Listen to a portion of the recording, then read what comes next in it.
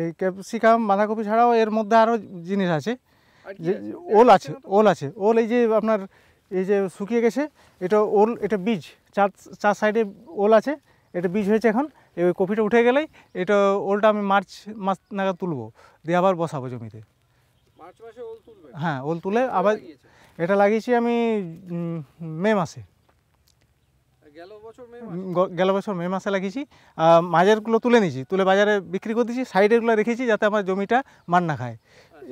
সাইডেরগুলোতেই আমার বীজটা আবার হয়ে যাবে পুরো জমির, ওই জন্য আমি সাইডে বীজটা। হ্যাঁ হ্যাঁ হ্যাঁ হ্যাঁ, ক্যাপসিকাম খুব ভালো ফলন হয়েছে। গত বছর সামান্য করেছিলাম, এইবারে একটু করেছি। তো এই দেখুন খুব ভালো সাইজ এসছে। এটা সম্পূর্ণ জৈব সারে করেছি, সরষের খোল দিয়ে, সরষের খোল, নিম খোল আর ওই কেঁচো সার। মানে এতে কেমিক্যাল দেননি? না, একবার কেমিক্যাল নাই, পুরো অর্গানিক। পুরো অর্গানিক। বাহ, এটা আলাদা গায়ে স্টিকার লাগিয়ে দাও, অর্গানিক। এই দেখুন, দাম আরো বেশি পাবে। এবং ভালোই ধরেছে ফল, এখন সাইজ ভালো হয়েছে। আজকে কি আপনার কিছু তোলার ব্যাপার আছে নাকি? না, আজকে তোলার ব্যাপার নেই, তো আমি একটা তুলে দেখাচ্ছি। দেখুন ক্যাপসিকাম সুন্দর হয়েছে।